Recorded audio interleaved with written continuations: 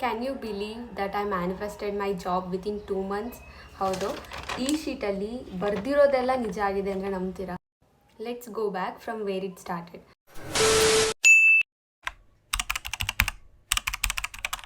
ನಾನು engineering 3rd ಇಯರಲ್ಲಿರುವಾಗ ನಮಗೆ HR ಕ್ಲಾಸಸ್ ಮಾಡ್ತಾಯಿದ್ರು. ಅದರಲ್ಲಿ ಏನಂದರೆ ಆ ಕ್ಲಾಸಸಲ್ಲಿ ಇಂಟರ್ವ್ಯೂಗೆ ಹೇಗೆ ಪ್ರಿಪೇರ್ ಆಗೋದಂತ ಹೇಳ್ಕೊಡ್ತಿದ್ರು. ಬಾಡಿ ಲ್ಯಾಂಗ್ವೇಜಿಂದ ಹಿಡಿದು ಆ್ಯಪ್ಟಿ ಎಲ್ಲನೂ ಹೇಳ್ಕೊಡ್ತಿದ್ರು. ನಾನು ಆ ಕ್ಲಾಸಸ್ಸಿಗೆ ಅಟೆಂಡ್ ಆಗಲ್ಲ ಅಂತ ಅಂದ್ಬಿಟ್ಟು ನಮ್ಮ ಮ್ಯಾಮಿಗೆ ಪರ್ಮಿಷನ್ ಕೇಳೋದಕ್ಕೆ ಅಂತ ಹೋಗಿದ್ದೆ.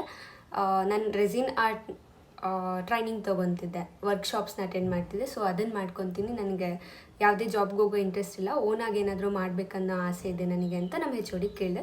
ಬಟ್ ನಮ್ಮ ಮ್ಯಾಮ್ ಏನು ಹೇಳಿದ್ರು ಅಂದರೆ, ಒಂದು ಕಂಡೀಷನ್ ಹಾಕಿದ್ರು, ನೀನು ಕೆಲಸಕ್ಕೆ ಹೋಗಲಿಲ್ಲ ಅಂದರೂ ಪರವಾಗಿಲ್ಲ, ಒಂದು ಆಫರ್ ಲೆಟರ್ನ ತೊಗೊಂಡು ಬಂದರೆ ನಾನು ನಿಮಗೆ ಪರ್ಮಿಷನ್ ಕೊಡ್ತೀನಿ ಅಂತ ಹೇಳಿದ್ರು. 4th ಇಯರಲ್ಲಿರುವಾಗ ಒಂದೊಂದೇ ಕಂಪ್ನೀಸ್ ಬರೋಕ್ಕೆ ಶುರು ಆಯಿತು ಆನ್ ಕ್ಯಾಂಪಸ್ಸಿಗೆ. ಸೊ ನಾನೇನು ಮಾಡಿದೆ, ನಂದು ಫಸ್ಟು ಹಿತಾಚಿ ಆಗಿತ್ತು. ಹಿತಾಚಿ ಇಂಟರ್ವ್ಯೂಗೆ ಹೋಗಿದ್ದೆ ಬ್ಯಾಂಗ್ಳೂರಲ್ಲಿ, ಬಟ್ ಅದು ಕ್ಲಿಯರ್ ಆಗಲಿಲ್ಲ. ಸೆಕೆಂಡ್ ಆ್ಯಕ್ಸೆಂಚರಲ್ಲೇ ನನಗೆ ಇಂಟರ್ವ್ಯೂವರೆಗೂ ಹೋಗಿತ್ತು. ಇಂಟರ್ವ್ಯೂ ಕಾಲ್ ಬರಬೇಕಿತ್ತು, ಸೊ ವೆಯ್ಟ್ ಮಾಡ್ತಿದ್ದೆ. ಅಲ್ಲಿ ನಾನು ಈ ಮ್ಯಾನಿಫೆಸ್ಟೇಷನ್ನ ಮಾಡ್ಕೊಂಡಿದ್ದು. ನಾನೇನು ಮಾಡಿದೆ ಅಂದರೆ, ಒಂದು ಶೀಟಲ್ಲಿ ಪ್ರೆಸೆಂಟ್ ಟೆನ್ಸಲ್ಲಿ ಬರ್ಕೊಂಡೆ. You can see Kannada, English ಎಲ್ಲನೂ. ನನಗೆ ಏನಂದರೆ, ನೀವು ಇಂಗ್ಲೀಷಲ್ಲೇ ಬರೀಬೇಕು, ಕನ್ನಡದಲ್ಲೇ ಬರೀಬೇಕು ಅಂತ ಏನಿಲ್ಲ. ಯೂನಿವರ್ಸ್ ಅಥವಾ ದೇವರು, ನೀವು ಯಾರನ್ನ ಬಿಲೀವ್ ಮಾಡ್ತೀರೋ ಅವರು ನಿಮಗೆ ಇಂಗ್ಲೀಷ್ ಅಥವಾ ಕನ್ನಡದಲ್ಲೇ ಬರೀಬೇಕಂತ ಇಲ್ಲ. ನೀವು ಎಮೋಷನ್ ನೋಡ್ತಾರೆ, ನೀವು ಎಷ್ಟು ಎಮೋಷನಿಂದ ಬರಿತೀರಾ ಅನ್ನೋದನ್ನ ಅವರು ನೋಡ್ತಾರೆ. ಸೊ ನಾನಿಲ್ಲಿ ಏನಂತ ಬರ್ತಿದ್ದೆ ಅಂದರೆ, ನನಗೆ ಆಲ್ರೆಡಿ ಆ್ಯಕ್ಸೆಂಚರ್ ಇಂಟರ್ವ್ಯೂ ಫುಲ್ ಈಸಿ ಇತ್ತು. ತುಂಬ ಚೆನ್ನಾಗಿ ಕ್ವೆಶನ್ಸ್ ಕೇಳಿದ್ರು, ಆನ್ಸರ್ಸ್ ಮಾಡಿದೆ ಎಲ್ಲದಕ್ಕೂ. ನನಗೆ ಗೊತ್ತಿರೋ ಕ್ವೆಶನ್ಸ್ನೇ ಕೇಳಿದ್ರು.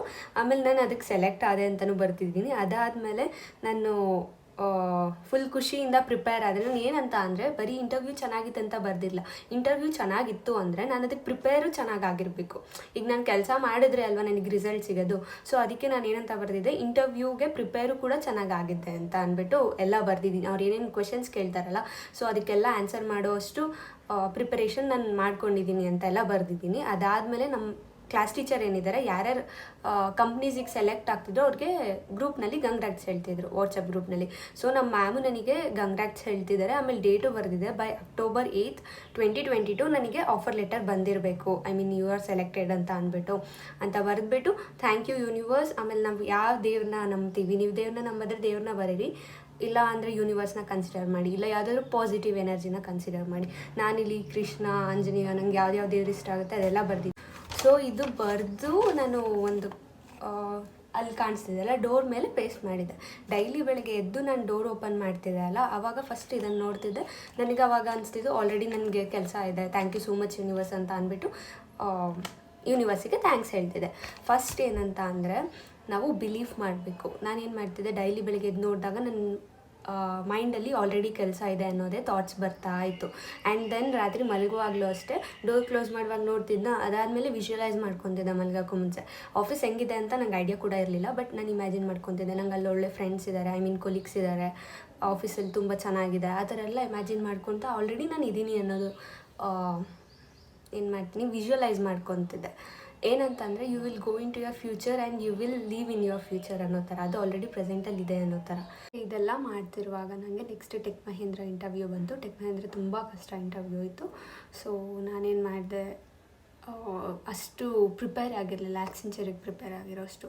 ಇದು ಕಷ್ಟ ಇತ್ತಲ್ಲ, ಸೊ ಅದಕ್ಕೆ ಆ್ಯಕ್ಸೆಂಚರಿಗೆ ತುಂಬ ಎಫರ್ಟ್ಸ್ ಹಾಕಿ ಪ್ರಿಪೇರ್ ಆಗಿದೆ ಜಾಸ್ತಿ. ಆಮೇಲೆ ಇಂಟರ್ವ್ಯೂ ಬಂದು, ಇಂಟರ್ವ್ಯೂಗೆ ಹೋದರೆ ಜಸ್ಟ್ 3 ಮಿನಿಟ್ಸು ಇಲ್ಲ, ಅಷ್ಟು ಬೇಗ ಮುಗಿಸ್ಬಿಟ್ರು. ಏನು ಒಂದು ಟೆಕ್ನಿಕಲ್ ಕ್ವೆಶನ್ಸು ಕೇಳಿರಲಿಲ್ಲ, ಏನೂ ಇಲ್ಲ.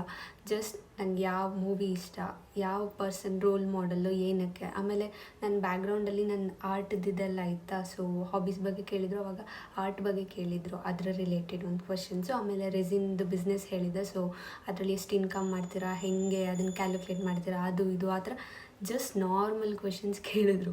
ಆಮೇಲೆ ಕೊನೆಯಲ್ಲಿ ಡೌಟಲ್ಲಿ ಏನಾದರೂ ಕ್ವೈರೀಸ್ ಇದೆಯಾ ಅನ್ನೋದು ನಾನೇ ಕೇಳಿದೆ, ಯಾವ ಲ್ಯಾಂಗ್ವೇಜ್ ಕಲ್ತ್ಕೋಬೇಕು ಅಲ್ಲಿ ಕೆಲಸ ಮಾಡೋಕ್ಕೆ ಅಂತ. ಅವ್ರು ಹೇಳಿದ್ರು ಯಾವುದಾದ್ರೂ ಒಂದು ಗೊತ್ತಿದ್ರೆ ಸಾಕು ಅಂತ. ಸೊ ಫುಲ್ ಚಿಲ್ಲಾಗಿತ್ತು. ಇಷ್ಟು ಈಸಿಯಾಗಿ ಇಂಟರ್ವ್ಯೂ ಹೋಗುತ್ತೆ ಅಂದರೆ ಅಷ್ಟೊಂದೆಲ್ಲ ಪ್ರಿಪೇರ್ ಆದ್ಮೇಲೆ ಅಂತ ಫೀಲ್ ಆಯಿತು. ಬಟ್ ತುಂಬ ಚೆನ್ನಾಗಿ ಇಂಟರ್ವ್ಯೂ ಕ್ಲಿಯರ್ ಆಗಿ ಒಂದು ಸ್ವಲ್ಪ ಮನಸ್ಸಿಗೆ ನನಗೆ ಆಫರ್ ಲೆಟರೂ ಕೂಡ ಬಂತು.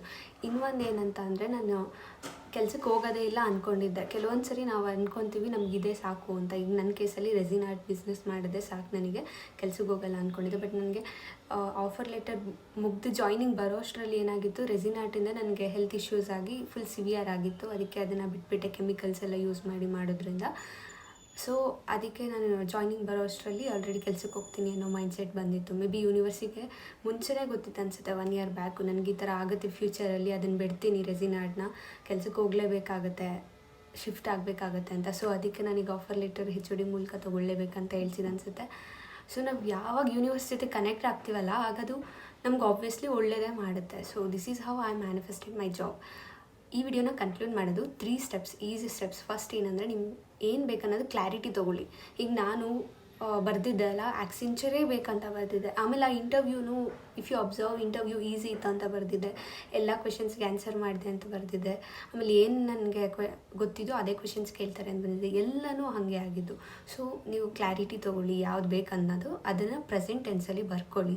ಸೆಕೆಂಡ್ ಸ್ಟೆಪ್, ಪ್ರೆಸೆಂಟ್ ಟೆನ್ಸಲ್ಲಿ ಬರೆದ್ಬಿಟ್ಟು ಎಲ್ಲಿ ನೀವು ಡೈಲಿ ನೋಡ್ತೀರಲ್ಲ ಆ ಜಾಗಕ್ಕೆ ಬರ್ಕೊಳ್ಳಿ. ಇನ್ ಕೇಸ್ ನಿಮಗೆ ಮನೇಲಿ ಬೇರೆ ಯಾರಾದರೂ ನೋಡ್ತಾರೆ, ಮನೆಗೆ ಬಂದೋ ರಿಲೇಟಿವ್ಸು ಯಾರಾದರೂ ಅಂದರೆ, ಈ ಥರ ನಂತರ ಬ್ಯಾಕ್ ಸೈಡಿಗೆ ಡೋರಿಗೆ ಪೇಸ್ಟ್ ಮಾಡ್ಕೊಬೋದು. ಬೆಳಗ್ಗೆ ಎದ್ದು ನೋಡಿದಾಗ ನೀವು ಪಾಸಿಟಿವ್ ಫೀಲ್ ಮಾಡ್ಕೊಬೇಕು, ಅದು ಆಲ್ರೆಡಿ ಆಗಿದೆ ಅಂತ ವಿಜುವಲೈಸ್ ಮಾಡ್ಕೊಬೇಕು. ಅದು ಥರ್ಡ್ ಸ್ಟೆಪ್. ಮತ್ತು ಡಿಸ್ಕ್ಲೈಮರ್ ಏನಂತ ಅಂದರೆ, ನಿಮಗೆ ಬಿಲೀಫ್ ಇಲ್ಲ ಅಂದರೆ, ಇದಾಗುತ್ತೆ ಅನ್ನೋದು ನಿಮ್ಮೊಳಗೆ ಇಲ್ಲ ಅಂದರೆ ಅದು ಖಂಡಿತ ಆಗಲ್ಲ. ಓಕೆ, ನೆಕ್ಸ್ಟ್ ವೀಡಿಯೋಲ್ಲಿ ಸಿಗ್ತೀನಿ. ಏನಂತ ಅಂದರೆ, ನಮ್ಮ ಪರ್ಸ್ನಲ್ ಸ್ಟೋರೀಸ್ನ ಶೇರ್ ಮಾಡೋದು ತುಂಬ ಕಷ್ಟ on social media without any ಏನಂತಾರೆ ಮುಚ್ಚುಮರೆ ಇಲ್ಲದೆ.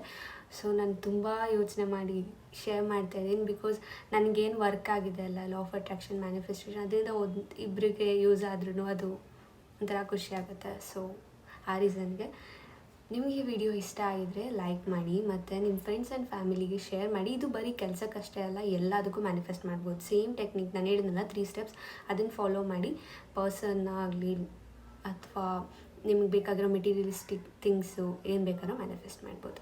ನೆಕ್ಸ್ಟ್ ವೀಡಿಯೋಲ್ಲಿ ಸಿಗ್ತೀನಿ. ಸಬ್ಸ್ಕ್ರೈಬ್ ಮಾಡ್ಕೊಳ್ಳಿ, ಲೈಕ್ ಮಾಡಿ, ಶೇರ್ ಮಾಡಿ, ಕಮೆಂಟ್ ಮಾಡಿ. ಬಾಯ್.